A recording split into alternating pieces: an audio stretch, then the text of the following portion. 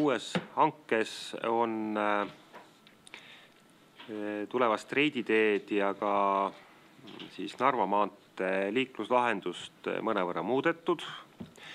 Need muutmised on siis meie läbirääkimiste tulemus linnaruumi aktivistidega ja need muutmised puudutavad siis radade vähendamist reiditeelt Narva maanteele 1 raja võrra, Narva maanteel kummaski suunas 2 raja võrra ja lisaks siis on muutused puudutavad ka ühistranspordiradu, mis on nüüd siis selgelt projektile ka kantud, millises mahus me näeme tulevikus siis ainult ühistranspordiradasid.